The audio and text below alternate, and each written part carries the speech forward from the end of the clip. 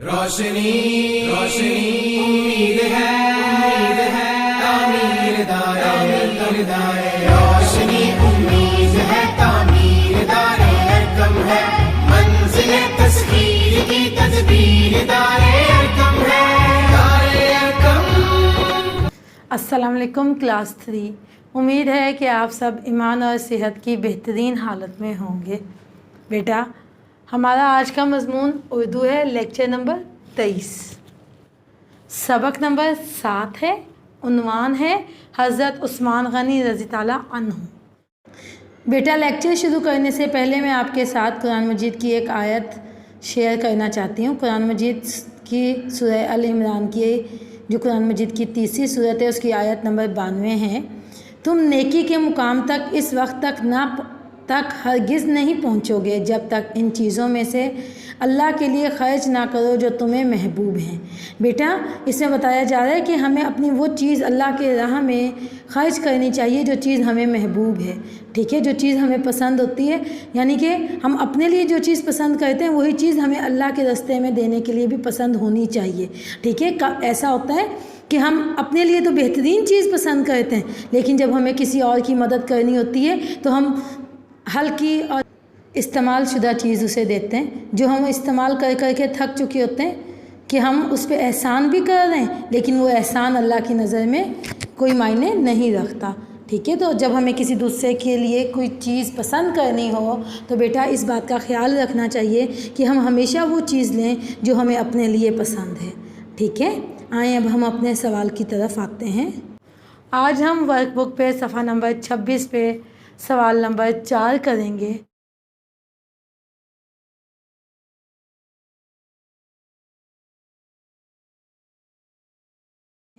सवाल है, सवालात के जवाबात लिखें। बेटा, सवाल नंबर 1 है, हज़रत उस्मान रज़ी ताला अन्हु कुरैश के किस ख़ानदान से थे?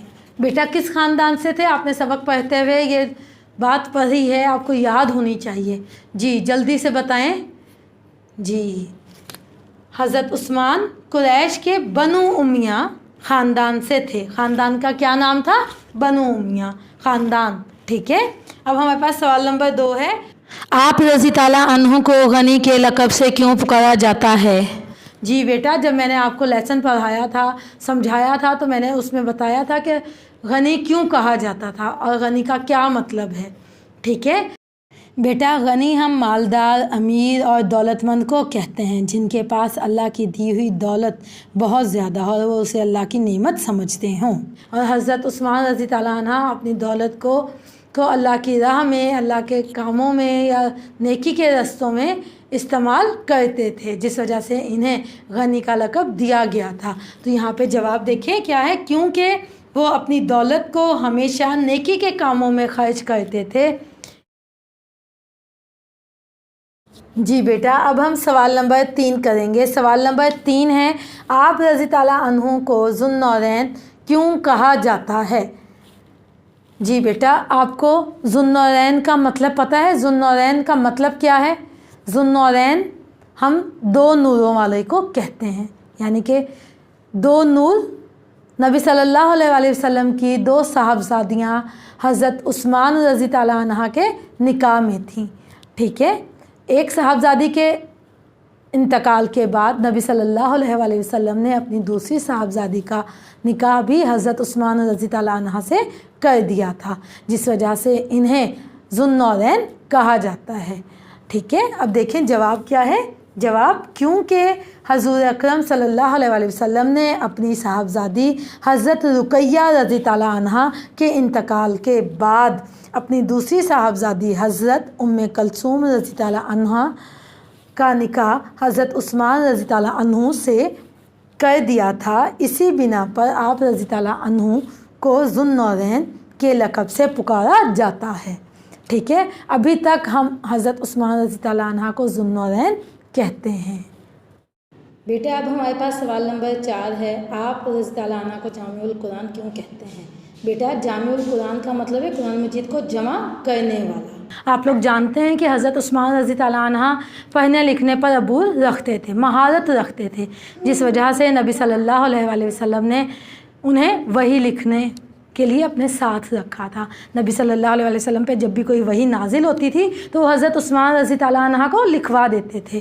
حضرت عثمان رضی تعالیٰ عنہ نے ان سب وحی کو جو آپ صلی اللہ علیہ وسلم پر نازل ہوئی تھیں ان کو ایک کتابی شکل دے دی تھی، اور اس طرح سے وہ ایک کتاب کی شکل میں، تحریر کی شکل میں آ گئی تھی، ٹھیک ہے، اور وہ اسے نام دیا گیا تھا قرآن مجید کا، ٹھیک ہے، تو اسی لیے انہیں ہم جامع القرآن کہتے ہیں۔ اب جواب دیکھیں کیا ہے۔ آپ رضی تعالیٰ عنہ نے قرآن پاک کی حفاظت کے لیے قرآن پاک کو تحریری شکل دی تاکہ قرآن پاک اپنی اصلی حالت میں برقرار رہے، اسی وجہ سے آپ رضی تعالیٰ عنہ کو جامع القرآن کہا جاتا ہے، ٹھیک ہے جی بیٹا۔ اب ہم سوال نمبر 5 حل کریں گے۔ سوال نمبر 5 ہے، آج کے بعد عثمان رضی تعالیٰ عنہ کا کوئی کام اس کو نقصان نہ پہنچائے گا، یہ بات حضور اکرم صلی اللہ علیہ وسلم نے کس موقع پر فرمائی؟ بیٹا حضرت عثمان رضی تعالیٰ عنہ کے بارے میں یہ بات نبی صلی اللہ علیہ وسلم نے فرمائی تھی، اور کس موقع پر فرمائی تھی یہ آپ سے پوچھا گیا ہے۔ آپ کو سبق میں بتایا گیا تھا کہ روم کا بادشاہ جو تھا وہ مدینہ منورہ پر حملہ کرنا چاہتا تھا۔ اس وقت حضرت عثمان رضی تعالیٰ عنہ نے اکیلے 10,000 سے زیادہ فوج کے لیے جو تھا جنگی سامان اور نقد دینار دیے تھے۔ بیٹا اس موقع پر مسلمانوں کی مدد کرنے کی وجہ سے حضرت محمد صلی اللہ علیہ وسلم نے حضرت عثمان رضی تعالیٰ عنہ کے بارے میں یہ فرمایا تھا۔ اب آپ اس سوال کا جواب دیکھیں کیا ہے۔ روم کا بادشاہ جب مدینہ منورہ پر حملہ کرنا چاہتا تھا، اس وقت حضرت عثمان رضی تعالیٰ عنہ نے اکیلے 10,000 سے زیادہ فوج کے لیے جنگی سامان مہیا کیا تھا۔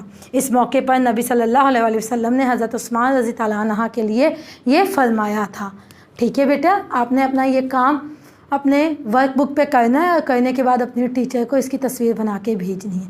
مجھے امید ہے کہ آپ کو آج کا کام سمجھ آ گیا ہوگا۔ اللہ تعالیٰ آپ کا حامی و ناصر ہو۔ جزاک اللہ۔ اللہ حافظ۔